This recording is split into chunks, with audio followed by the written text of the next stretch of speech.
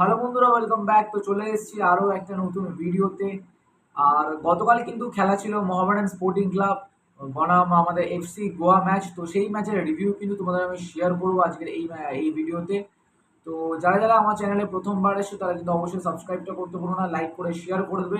আর তোমরা যদি মোহামেডান স্পোর্টিং ক্লাবের সাপোর্টার হয়ে থাকো তাহলে কিন্তু তোমরা নিজেদের বন্ধুর সঙ্গে শেয়ার করতে একদম ভুলো না। আর ডেসক্রিপশন বক্সে কিন্তু 3টে লিঙ্ক দেওয়া আছে, ইনস্টাগ্রাম, আমাদের হোয়াটসঅ্যাপ চ্যানেল এবং ফেসবুক প্রোফাইলে। তো 3টেতেই মানে 3টে জায়গাতেই কিন্তু তোমরা ফলোটা করতে একদম ভুলো না। তো যাই হোক ভাই, কালকে যদি ম্যাচ নিয়ে যদি কিছু কথা বলি তাহলে ম্যাচ শুরুতেই, ঠিক আছে, কালকের ম্যাচের তার আগের দিনের ম্যাচ থেকে আমি বলে আসছি যে বাংলার অন্যতম গর্বের বিষয় হবে যে মোহামেডান স্পোর্টিং ক্লাব তারা কিন্তু এরকম পারফরমেন্স তারা উপহার দিচ্ছে তাদের সমর্থকদের। আর শুধুমাত্র ইস্ট বেঙ্গল না, মোহনবাগান না, এবারও কিন্তু এই বছর আইএসএল থেকে কিন্তু মোহামেডান নাম নেমেছে। এবং মোহামেডান স্পোর্টিং ক্লাবের প্রথম ম্যাচ যদি তোমরা খেয়াল করে দেখো, তারা কিন্তু 1-0 বলে কিন্তু তারা ফার্স্ট ম্যাচটা হেরেছে। বাট হারলেই বা কী হবে, তাদের কিন্তু খেলা কিন্তু অত্যন্ত ভালো হয়েছে। বাকি অন্য কোনো টিমের থেকে ফার বেটার হয়েছে কিন্তু মোহামেডান স্পোর্টিং ক্লাবের খেলা।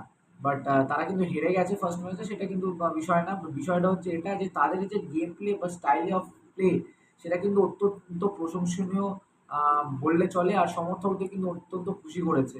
আর কালকের ম্যাচ ছিল গোয়ার সঙ্গে। তো কালকের ম্যাচে যদি আমরা কিছু কথা বলি ম্যাচ নিয়ে, তো কালকের ম্যাচটা কিন্তু অত্যন্ত ভালো খেলেছে ভাই, প্রচুর পরিমাণে কিন্তু ডমিনেট করে খেলেছে মোহামেডান স্পোর্টিং ক্লাব। এছাড়াও কয়েকটা প্লেয়ার আছে যাদের নাম মানে সত্যি মানে কি বলবো, মোহামেডান স্পোর্টিং ক্লাবের জন্য বেস্ট সাইনিং বললেও হয়তো প্রমাণ হতে পারে। যার মধ্যে কিন্তু কার্লোস ফ্র্যাঙ্কা, তারপরে অ্যালেক্সিস গোমিস, কাসিমোভের মতন প্লেয়ার, তারা কিন্তু অত্যন্ত বেটার ফুটবল খেলেছে কালকে।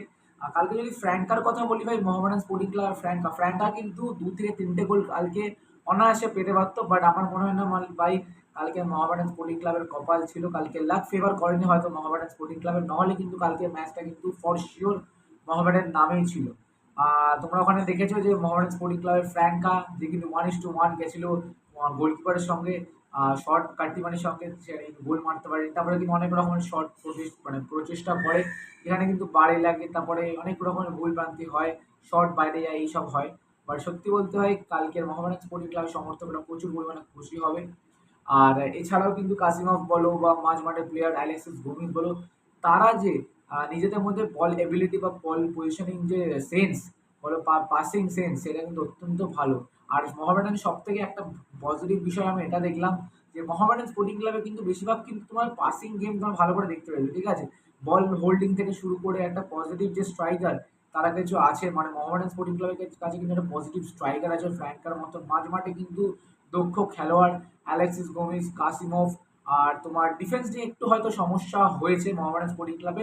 তো আমার যেরকমটা খেলা দেখে কালকে মনে হলো, তো তোমরাও কিন্তু জানাবে কমেন্ট করে যে তোমাদের কি মতামত আছে ডিফেন্স নিয়ে। তো ডিফেন্স নিয়ে যদি কথা বলি বা ডিফেন্স নিয়ে কিন্তু আমি দুটো প্লেয়ারের বিষয়ে কথা বলবো, যেটা হচ্ছে গৌরব বোরা আর জোসেফ আর্জেই। তো এদেরকে আমার কিন্তু হালকা নড়বড়ে লেগেছে। আর জোসেফ আর্জেইকে সত্যি বলতে আমার পার্সোনালি মানে যেটা আমার মনে হয়, হয়তো উচ্চতা আছে, দু একটা বল সেভ করছে, বাট প্লেয়ারটির কিন্তু ডিফেন্সিং এবিলিটি আমার মনে হয় একটু হালকা নড়বড়ে আছে। তো তোমাদের কি মনে হয় সেটা কিন্তু কমেন্ট করে জানাতে একদম ভুলো না।